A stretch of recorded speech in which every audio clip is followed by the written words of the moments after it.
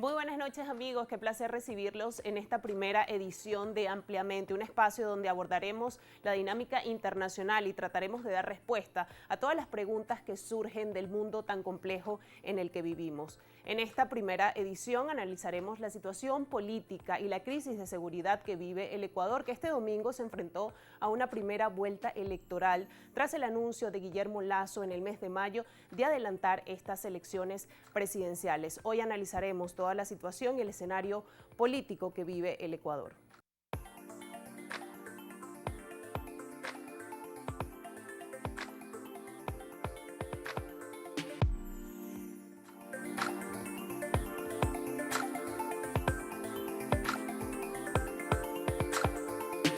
El 20 de agosto, compañeras y compañeros, se decide entre la mafia y la patria.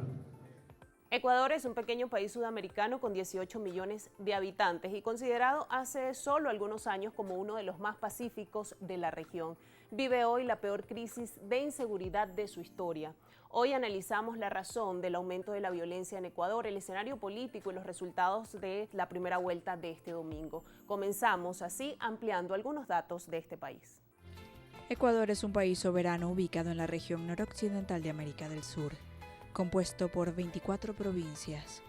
Limita al norte con Colombia, al sur y al este con Perú y al oeste con el Océano Pacífico, que lo separa de las Islas Galápagos por 972 kilómetros entre la península de Santa Elena y la isla San Cristóbal. Sus paisajes incluyen volcanes imponentes, como el Cotopaxi y el Chimborazo, y las Islas Galápagos, famosas por su flora y fauna únicas. Ecuador cuenta con una población aproximada de 17.8 millones, conformada por una mezcla de etnias y culturas. Los ecuatorianos son conocidos por su hospitalidad y calidez. La mayoría de la población se concentra en las ciudades principales como Quito, la capital, y Guayaquil, el centro económico del país. El turismo desempeña un papel fundamental en la economía ecuatoriana. El país atrae a visitantes de todo el mundo con sus maravillas naturales y culturales. En Ecuador se puede explorar la selva amazónica, realizar excursiones en las Islas Galápagos, adentrarse en pueblos indígenas y descubrir la belleza colonial de ciudades como Cuenca y Quito, declarada Patrimonio de la Humanidad por la UNESCO. En cuanto a la economía, Ecuador se basa en una mezcla de industrias, incluyendo la agricultura, la pesca, la minería y el turismo. Entre sus principales exportaciones se encuentran el petróleo, los productos agrícolas como la banana y las flores, y el camarón. El país ha experimentado un crecimiento significativo en los últimos años, impulsando el desarrollo y mejorando la calidad de vida de sus habitantes. La cultura ecuatoriana es rica y diversa, influenciada por su historia ancestral y la herencia española. La música tradicional como el pasillo y el sanjuanito resuena en todo el país. Además, Ecuador es famoso por sus tejidos artesanales, cerámica y esculturas en madera, que reflejan la creatividad y destreza de sus artesanos. Uno de los problemas estructurales del país es el crecimiento exponencial de la violencia. Las cifras han aumentado muy rápido y en muy poco tiempo. Las estadísticas de la policía revelan que entre enero y junio los asesinatos aumentaron un 58% respecto al 2022. En gran medida, el aumento de la violencia que vive el país está relacionada con la guerra entre pandillas y la violencia en las cárceles, que según el gobierno tiene su origen en el crecimiento e influencia del narcotráfico, así como en el debilitamiento deliberado de los organismos de seguridad del Estado. El país andino, una nación relativamente pacífica hasta hace unos años, ahora está plagado de una guerra territorial entre organizaciones criminales rivales. La violencia ha sido más pronunciada en la costa del Pacífico del Ecuador, donde los grupos criminales luchan por controlar y distribuir narcóticos. El país también ha perdido el control de sus cárceles, que muchas veces están gobernadas por bandas criminales y se han convertido en el principal foco de violencia en el país. Las fuerzas de seguridad han tenido problemas para enfrentar a las pandillas dentro de prisiones superpobladas, donde los reclusos a menudo toman el control de las secciones de penitenciarías y dirigen redes criminales desde detrás de las rejas, según las autoridades ecuatorianas. Ecuador se encuentra entre los 2 puntos críticos de producción de narcóticos más grandes del mundo, Perú y Colombia. Convenientemente para los traficantes, Ecuador alberga varios puertos acostumbrados a manejar una gran cantidad de exportaciones de mercancías, incluido petróleo crudo, bananos y atún en América. Esos puertos han hecho de Ecuador un punto de partida ideal para los narcóticos producidos en Colombia, Perú o Bolivia. La dolarización de la economía ecuatoriana en el 2000 también lo convirtió en el lugar fácil para que los grupos criminales lavaran ganancias ilícitas, según los analistas.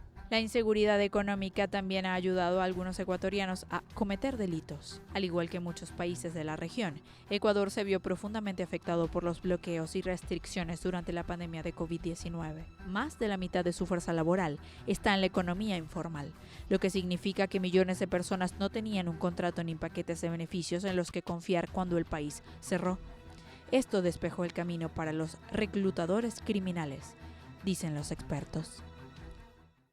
Las condiciones antes descritas han favorecido la formación de organizaciones criminales nacionales y el arribo de otras internacionales. Pero la violencia en Ecuador no está adscrita únicamente al sistema penitenciario o a la sociedad civil. También se ha registrado un aumento de la violencia política con el asesinato de diferentes líderes políticos en distintas regiones del país.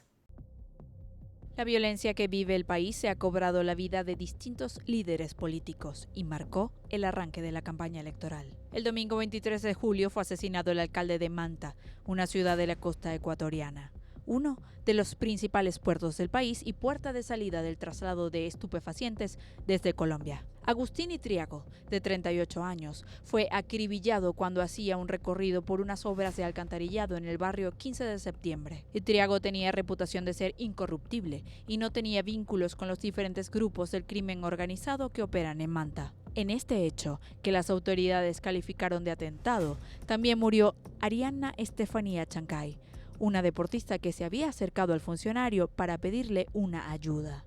El asesinato del político se suma a otros que han ocurrido en los últimos meses.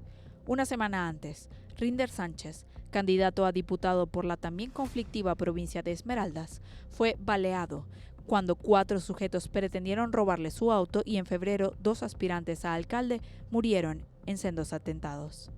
La muerte de Itriago coincidió con un nuevo brote de violencia en las cárceles ecuatorianas. Las autoridades enviaron a 2.700 policías y militares a restaurar el orden y poner fin a los incidentes que dejaron 31 fallecidos, de acuerdo con los datos suministrados por la Fiscalía.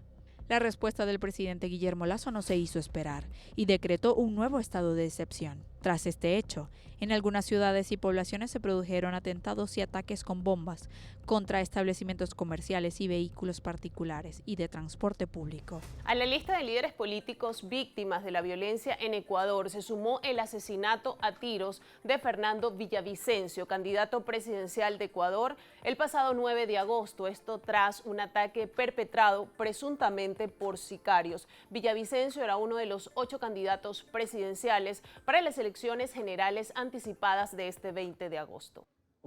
El 20 de agosto, compañeras y compañeros, se decide entre la mafia y la patria. Fernando Villavicencio estaba segundo en intención de voto para las elecciones del 20 de agosto en Ecuador, cuando fue asesinado a tiros en la noche del miércoles en Quito. Candidato de los movimientos de Centro, Construye y Gente Buena, este periodista y ex integrante de la Asamblea Nacional de 59 años buscaba por primera vez la presidencia del país con un fuerte discurso contra la corrupción. Nacido en la provincia de Chimborazo, en el sur de Ecuador, Villavicencio creció en el campo hasta que su familia migró a Quito. Durante años ocupó un cargo en el área de relaciones comunitarias de la estatal Petroecuador, antes de volcarse al periodismo. Como reportero, Villavicencio destapó un esquema de sobornos que salpicó al expresidente Rafael Correa, quien desde 2017 vive en Bélgica y fue condenado en ausencia a 8 años de cárcel. Sus investigaciones le valieron varias órdenes de prisión. En 2014, la Comisión Interamericana de Derechos Humanos le concedió medidas cautelares tras ser sentenciado a 18 meses de cárcel por injuriar a Correa.